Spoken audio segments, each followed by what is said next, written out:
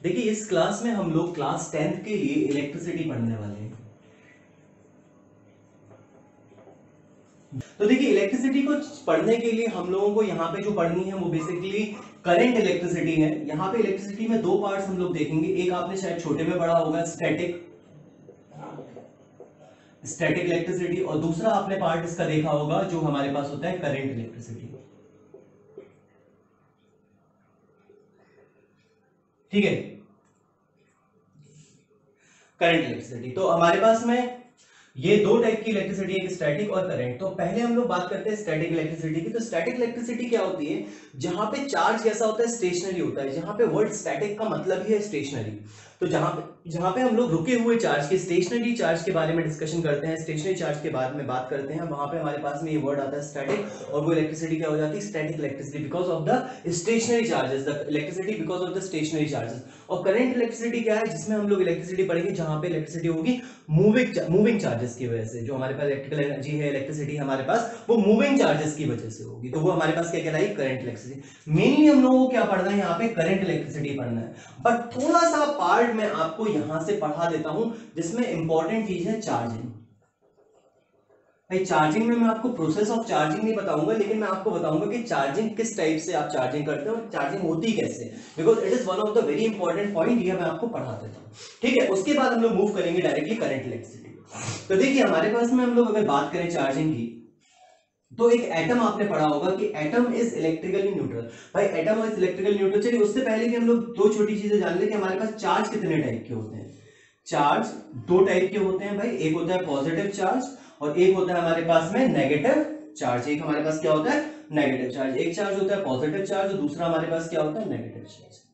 जो ये positive charge है ये हमें प्रोटॉन्स के ऊपर देखने को मिलता है। जो प्रोटॉन्स के ऊपर चार्ज होता है वो कैसा होता है? पॉजिटिव चार्ज होता है। और हमारे पास इलेक्ट्रॉन्स के ऊपर जो चार्ज होता है वो हमारे पास कौन सा चार्ज होता है? नेगेटिव चार्ज होता है। इलेक्ट्रॉन्स के ऊपर कौन सा चार्ज होगा? नेगेटिव। और प्रोटॉन्स के ऊपर कौन सा चार्ज होगा? पॉजिटिव। एक एटम जो अपनी न्यूट्रल स्टेट में होता है, तो एटम इज इलेक्ट्रिकली न्यूट्रल। ये लाइन आप लोगों ने पढ़ी होगी कि एन एटम इज इलेक्ट्रिकली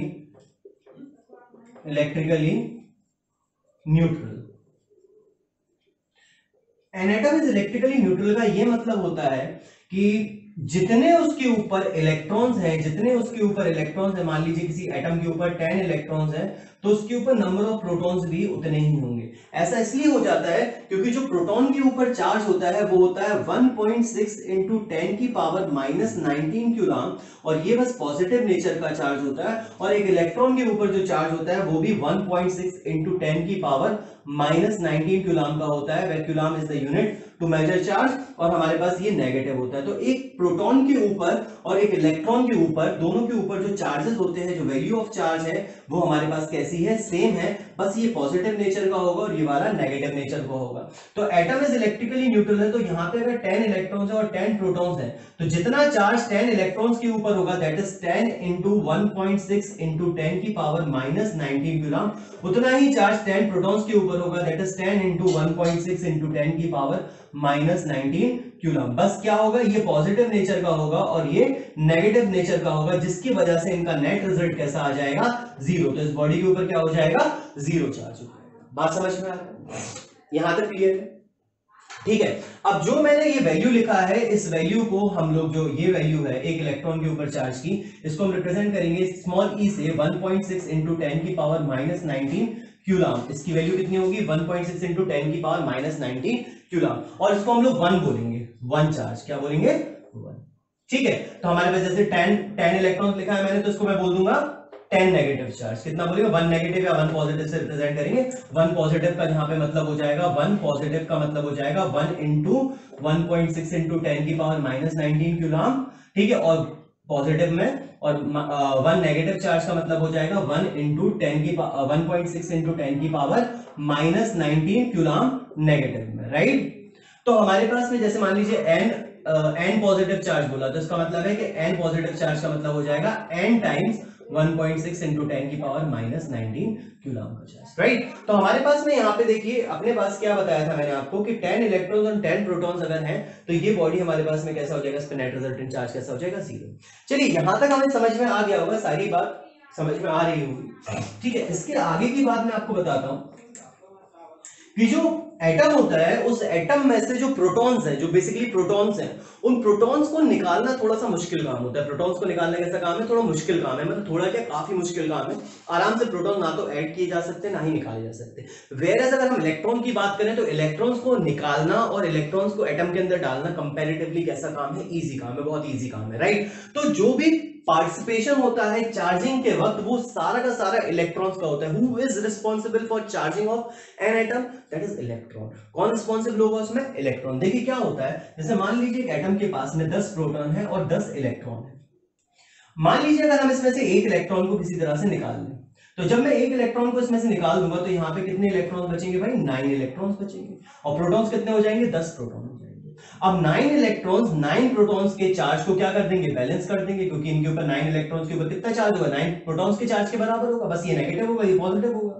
तो वो 9 इलेक्ट्रॉन 9 प्रोटॉन के चार्ज को क्या कर देंगे? बैलेंस कर देंगे। बचेगा एक प्रोटॉन एक्स्ट्रा, और जो एक प्रोटॉन एक्स्ट्रा होगा, that extra proton is going to constitute one positive charge, that is one positive charge to the atom। ये कितना चार्ज कॉन्स्टिट्यूट करेगा? One positive. यार मैंने आपको बताया था वन पॉजिटिव का क्या मतलब है? 1 इंटू 1.6 इंटू 10 की पावर -19 कूलम। तो वन पॉजिटिव चार्ज इसको कॉन्स्टिट्यूट करेगा। मान लीजिए मैं यहां से 2 इलेक्ट्रॉन को निकाल देता, तो यहां पे क्या होता? 8 इलेक्ट्रॉन्स बचते, और 8 इलेक्ट्रॉन 8 प्रोटॉन के चार्ज को क्या कर देते? बैलेंस कर देते। अब 2 प्रोटॉन एक्स्ट्रा बचते यहां पे भाई, क्या बचते? 2 प्रोटॉन एक्स्ट्रा बचते। अब जो प्रोटॉन जो एक्स्ट्रा बचते थे वो कितना चार्ज देते? 2 पॉजिटिव चार्ज कॉन्स्टिट्यूट करते एटम को। सिमिलरली अगर हमारे पास में यहां से 3 इलेक्ट्रॉन निकाले जाते तो इसके ऊपर कितना चार्ज आता? 3 पॉजिटिव चार्ज आता। कितना चार्ज आता? 3 पॉजिटिव चार्ज आ जाता है। इसके ऊपर कितना चार्ज आता? 3 पॉजिटिव आ जाता है। बात समझ में आ रही? तो यहां पे जहां पे हमारे पास में रिमूवल ऑफ इलेक्ट्रॉन होगा, जहां पे रिमूवल ऑफ इलेक्ट्रॉन होगा, वहां पे कौन सा चार्ज आएगा? पॉजिटिव चार्ज आएगा। चलिए आगे देखते हैं। मान लीजिए इस एटम के पास में शुरुआत में 10 इलेक्ट्रॉन और 10 भी प्रोटॉन्स थे। 10 प्रोटॉन और 10 इलेक्ट्रॉन थे।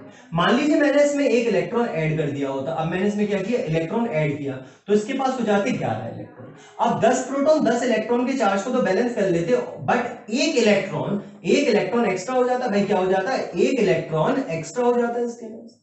अब जब ये एक्स्ट्रा इलेक्ट्रॉन है, जो ये एक एक्स्ट्रा इलेक्ट्रॉन है, ये इसके ऊपर कितना चार्ज कॉन्स्टिट्यूट करेगा? 1 नेगेटिव चार्ज कॉन्स्टिट्यूट करेगा। How much negative charge? 1 negative charge constitute करेगा, राइट। अगर हमारे पास में मैं बात करूं कि अगर मैं 2 इलेक्ट्रॉन्स को यहां पे डालता तो हमारे पास में यहां पे 12 इलेक्ट्रॉन हो जाते। तो कितने इलेक्ट्रॉन हो जाते? एक्स्ट्रा 2 इलेक्ट्रॉन, जो कितना चार्ज कॉन्स्टिट्यूट करते? 2 नेगेटिव चार्ज कॉन्स्टिट्यूट। बात समझ में आ रही है? तो यहां पे 2 इलेक्ट्रॉन ने 2 नेगेटिव चार्ज कॉन्स्टिट्यूट किए। मान लीजिए इसी तरह से मैं 3 इलेक्ट्रॉन डालता तो कितना चार्ज आता भाई? इस पे 3 इलेक्ट्रॉन एक्स्ट्रा हो जाते, तो 3 नेगेटिव चार्ज आता। तो यहां तक क्लियर है भाई आपको?